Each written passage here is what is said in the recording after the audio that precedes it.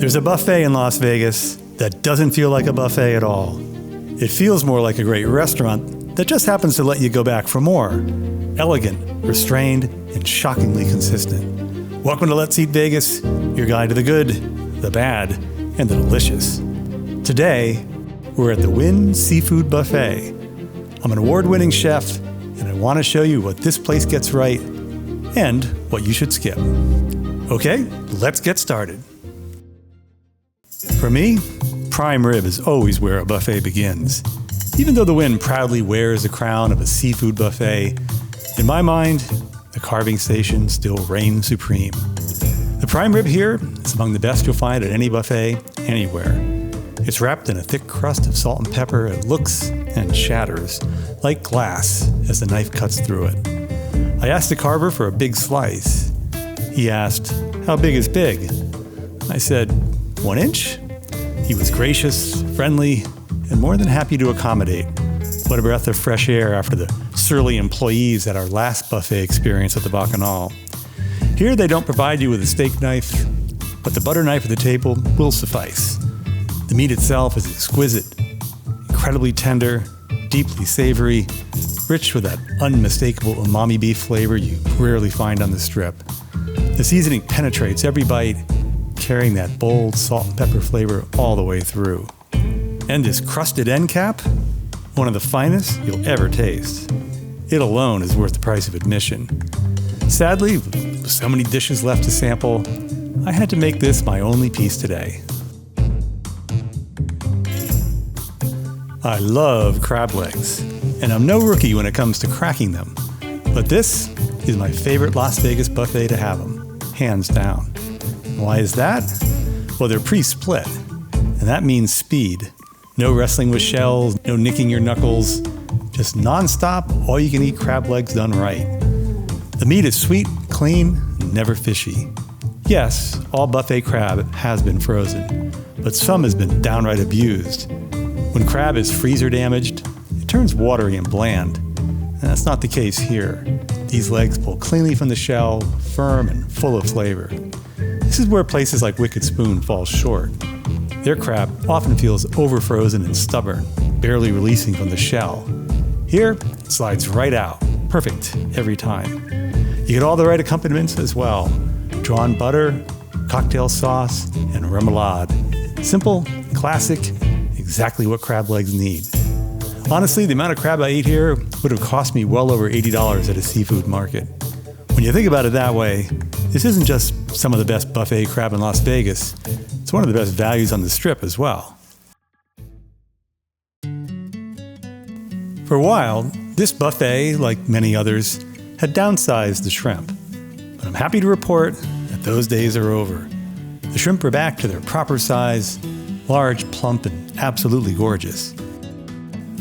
Sadly, they didn't have the lobster claws today, but fear not, they put huge chunks of lobster in many other dishes now.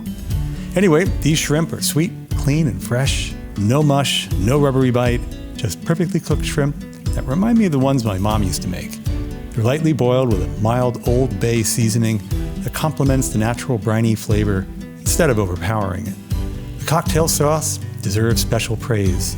It's house-made and unapologetically bold, with a sinus-clearing horseradish punch that lets you know they're using fresh ground root. That sharp edge is exactly what great shrimp cocktail needs, and it puts this one a cut above most Las Vegas buffets. And don't skip the remoulade. It's rich, balanced, flat-out delicious. Between the shrimp and the sauces, this is classic shrimp cocktail done the right way. Even though it's Wagyu beef, the steamship is a little on the tough side, but the flavor is magnificent. Deep, rich, beautifully rare. They'll gladly throw it on the grill if you want it cooked more. They even have a special desecrate option. But as for me, well, you already know where I stand. I love my beef rare. How do you take yours? The tri-tip, as always, is a highlight. It's beautifully crusted and kissed with that bold, charred flavor from the spit. The chimichurri is a perfect match, playing right off the savory beef notes and adding brightness. It's a bit tougher to cut than usual, but the flavor more than makes up for it. And the fat here, pure gold. Of course, you know my rule. Where there's fat, there's flavor. The pork belly, though, isn't for me. It tastes more like ham than pork belly. I'll be skipping it next time. The real surprise on the plate is the roasted peppers. Don't pass them up. They're packed with flavor, deeply roasted, and absolutely worth the bite.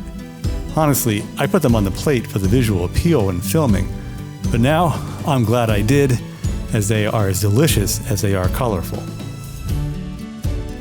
If you like food reviews that explain why something works, not just hype, well, consider subscribing.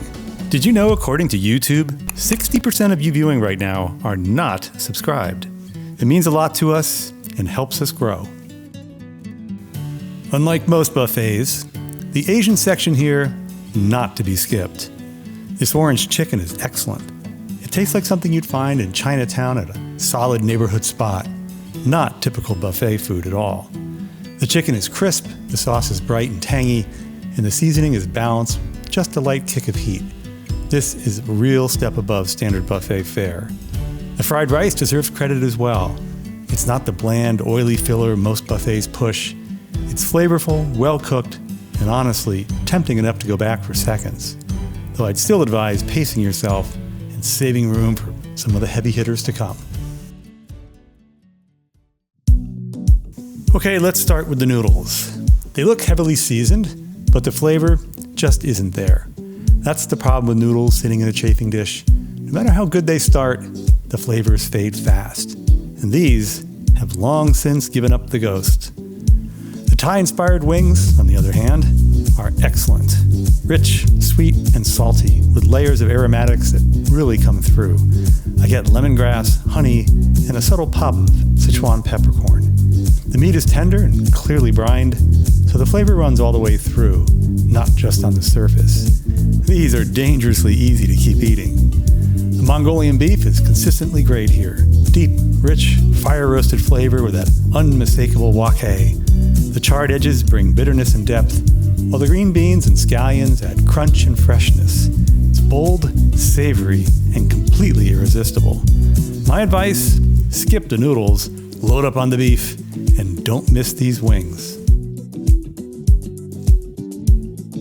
They used to offer a wide range of dim sum, but those days are gone. What remains are two of the strongest choices, pork gyoza and shumai. I'm not mad about that decision.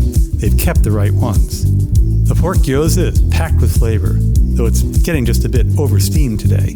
Even so, it's still very good, with bold hits of garlic and white pepper that come through clearly. The filling tastes seasoned with purpose, not at all an afterthought. The shumai is consistently excellent.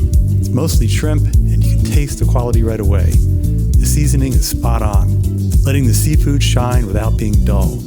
I'm also a big fan of the sweet and sour sauce here. It reminds me of classic East Coast duck sauce in the best way. And the poke is another standout. This is salmon poke made with care and restraint. Clean, fresh, and well-balanced. Dangerously easy to eat multiple servings. Just remember, this is the kind of thing that sneaks up on you, so don't let it steal room from the rest of the buffet. The brioche bun is clearly made from scratch, and it shows. It's rich, soft, and loaded with real butter on the inside, but just a little crispy on the edges. A wonderful textural contrast. When brioche is done right, it's hard to resist, and I'm a total sucker for it. This one is borderline addictive. The little Wagyu sliders are excellent. The beef is well seasoned, cooked properly, and topped with beautifully melted cheddar that pulls everything together. Finding slider quality food like this at a buffet feels like striking gold. The green bean casserole is an upgraded take on the classic many of us grew up with, the one made with canned mushroom soup and fried onions. This version uses fresh green beans and real breaded fried onions, and it makes a big difference. It's familiar, comforting, and I loved it. I've been hearing about the banana chicken for a while now. It's one of the newest additions at the Wynn, and I was curious. Honestly, I was a little disappointed. It reminds me of a Malaysian-style dish my friend's mother used to make when I was a kid. Sweet, savory, and unusual. I get what they're going for, but I found it bland, heavy, and muddy, with the banana more getting in the way than anything else. This isn't something I'd return for. The chicharron, on the other hand, outstanding. The skin is fried beautifully, light, shatteringly crisp, and full of crunch. Underneath that crackling exterior is tender, juicy pork with real seasoning and depth. This is chicharron done right. The Kahlua sauce seals the deal. It's rich, slightly sweet, and pairs perfectly with the pork without overpowering it. And then there's the grilled pineapple, which I absolutely love. Sweet, tart, and warm from the grill. It's one of those simple things that never gets old. I look forward to it every time I'm here. Honestly, it was the best item on this plate. Well, they've really stepped up their game today. Almost everything I've tried has been phenomenal, well beyond just buffet good. And this short rib is no exception. It's tender, rich, and deeply savory, seasoned just right without being heavy-handed. It's finished with crispy fried garbanzo beans and served over a bed of excellent polenta. The textures work beautifully together, and the gravy is exceptional, silky, full of flavor, and exactly what you want soaking into every bite. This is the kind of dish you don't expect to find at a buffet, which makes it just that much more impressive. The lobster risotto here won me over the very first time I tried it years ago, and it's held that spot ever since. This is one of the best risottos I've ever eaten, period.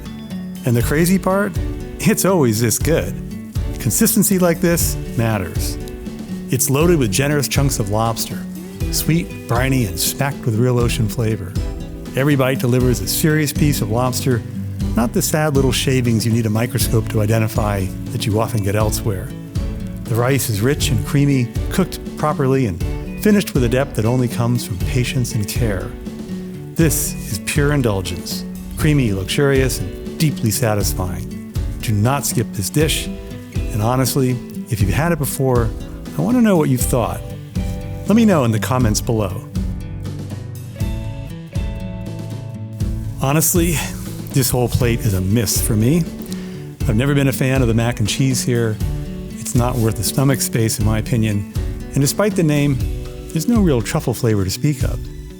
The scalloped potatoes are even more disappointing. They're almost impossibly hard to cut through, under-seasoned, and lacking the creamy payoff you expect from a dish like this.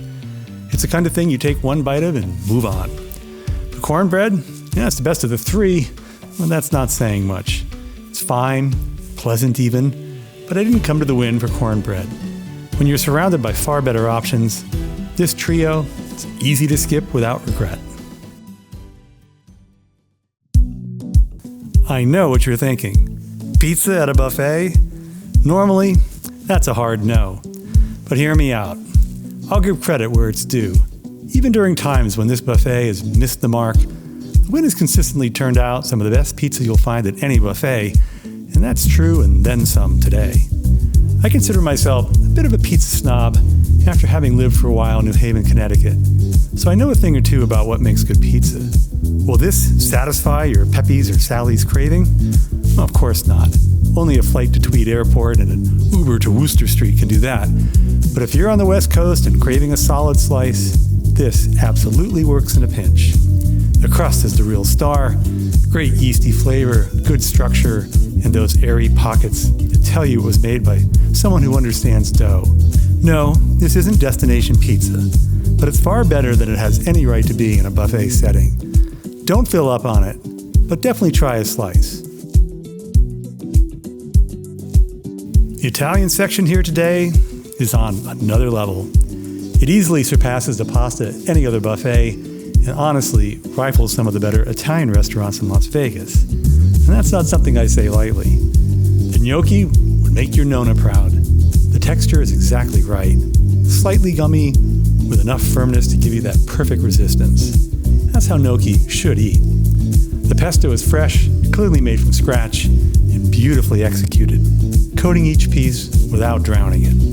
The rigatoni is just as impressive. Somehow, it holds its al dente bite as if by magic, completely defying the steam table. Add in the freshly made sausage, which is rich, well seasoned, and handled with someone who clearly knows what they're doing, and you've got something special. This is the best pasta I've ever had at a buffet, anywhere. It's dangerously good and very easy to overdo if you're not careful. The Wynn is currently the only buffet in Las Vegas serving caviar, and that alone deserves mention. It also sends me down memory lane. When I was a kid, I spent a lot of time at the Ritz-Carlton in Laguna and ate at the buffet whenever I could. Back then, they served piles of real sturgeon caviar with bellinis. And compared to today's prices, it felt downright cheap, but I digress. The caviar offered here today is genuinely impressive for a buffet. The small cups topped with salmon roe are excellent. They sit on a rich base of whipped cream cheese mixed with garlic and chunks of fresh lobster. Dip the flatbread in and just enjoy. It's indulgent and very well done. The bellinis are topped with domestic bowfin caviar. It's not sturgeon, but for a buffet, it's absolutely respectable. Paired with a whipped egg mixture and scratch-made bellinis, it tastes fantastic and feels thoughtfully executed rather than gimmicky. The oyster is my least favorite part of the plate. I'll give them credit for offering it, but the oysters don't taste especially fresh, and the excessive amount of caviar on top actually works against it instead of elevating it. Side note, for the best oysters in the city, head over to Carmela's. You can check out our video about them in the description below. Taken as a whole, this caviar plate is something you simply won't find anywhere else on the Vegas buffet scene, and that alone makes it worth experiencing. This is scratch-made. No frozen, pre-made ravioli here. Credit where it's due. They're smart about repurposing the lobster that doesn't sell each day, and it's put to excellent use. Do I miss the lobster bisque they used to make with it? Absolutely. But this is a very worthy replacement. The ravioli is exquisite and generously filled with real lobster meat, enough to satisfy even serious lobster lovers. The pasta itself is made from scratch using a proper Italian-style recipe, and you can taste the care in every bite. The sauce is creamy, silky, and luxuriously rich without being heavy. It coats the ravioli perfectly and lets the lobster remain the star. Even the seaweed garnish deserves a mention. It's not just a pretty finish. The subtle, briny flavor adds a nice contrast and ties the dish together. I genuinely love this dish, and you will as well. In the past, the seafood boil here had a few weak spots, such as lobster that was literally just the shell. But that's clearly changed. Wynn has stepped it up in a big way. The crab is cooked just right, tender, not waterlogged. The shrimp are plump and fully infused with bold Cajun spice, not just dusted on the surface. And yes, there's lobster. And if you love lobster, why, this buffet delivers. The lobster is impressively fresh, sweet, and clean tasting, with that perfect briny snap you want from high-quality seafood. Every item in the boil today tastes vibrant and well-seasoned, never muddy or overcooked. This is the kind of seafood that makes you go back for seconds and thirds. Rich, crave-worthy, and today, living up to the Wynn name. I'm already planning my next trip just for this. Well, I don't know what's changed lately, but thankfully, creme brulee is suddenly back being done right at these buffets. For a while now, it's felt like everyone forgot how to make it. This one is excellent. It's creamy and rich, and with a properly bruleed sugar crust that cracks like broken glass when you tap into it. That texture alone is the finishing touch which can make or break this dish. The blackberry mousse is a real standout here, though. It's easily one of the best desserts I've had in a very long time. Creamy, fruity, and light, with a fresh pop of blackberry that takes it over the top. This is the kind of dessert you'll be dreaming about weeks later. The chocolate mousse cake is fine, but it doesn't hit the same highs. The flavor is good, but the edges are a little dry, which holds it back. If you're picking and choosing, go straight for the creme brulee, and absolutely do not miss the blackberry mousse cake. This is a vegan dessert, and you'd never know it. It's rich, creamy, and very well executed. The pandan is used with restraint, adding a subtle aromatic flavor that's both comforting and slightly floral. The tapioca gives it a pleasant texture without weighing it down. Truly a lovely dessert. The mocha cones are also excellent. These little cones are a regular feature at almost all the buffets today, though the filling changes. Today, it's mocha, and it's a great choice. Smooth, balanced, and not overly sweet. Even if the filling is different when you visit, don't skip them. Whatever they're filled with, they're almost always delicious. Do you love lemon meringue as much as I do? If so, you won't be disappointed. These lemon torts are outstanding. They're light, bright, and nicely tart, topped with a fantastic whipped meringue. I honestly feel I could eat 100 of them. A quick singe on the meringue would have pushed this to a perfect 10. And fortunately, I had my handheld torch with me. Yep, that did the trick. No, just kidding. I actually went to the s'more station in the dessert section where they happily did the singeing for me. And yes, now a 10 out of 10. The lava cake is good, though not the best I've ever had. It's rich and decadent with a soft, runny center, but it stops just short of being memorable. The Oreo cheesecake, however, is a pleasant surprise. It's light, creamy, and packed with real Oreo flavor. Not overly heavy, not too sweet, just a well-executed dessert that's easy to enjoy. Well, this plate was a very pleasant surprise. The guava torte is made with real pureed guava and turned into a creamy custard-like mousse. It's paired with granola and coconut cream, and it's another vegan dessert that you'd never guess. It's bright, fruity, and beautifully balanced. The carrot cake is another win. It's a rich, decadent take, reimagined as a creamy mousse cup. All the warm spice and sweetness you want from carrot cake is there, just in a lighter, more elegant form. Really well done and very satisfying. The tiramisu, unfortunately, is a miss today. I've had it here before and it's been terrific, but this time just doesn't deliver. If you're choosing where to spend your dessert calories, I'd skip it. Well, I don't know what's changed here, but I'm loving it. My last few visits found the ice cream to be bland, underwhelming, and very forgettable. That's not the case now. The difference is night and day. Today, every flavor I tried was fantastic, each one better than the last. I'm running out of room about now, so I tried 3. The chocolate delivers exactly what it should. Deep, decadent, and deeply satisfying. This one is for the true chocoholics. No shortcuts, no watered-down flavor, just proper chocolate ice cream done right. The vanilla bean is a masterclass in how vanilla should be done. You can taste the real vanilla pods, fully extracted into a rich custard-like base that's smooth, fragrant, and deeply flavorful.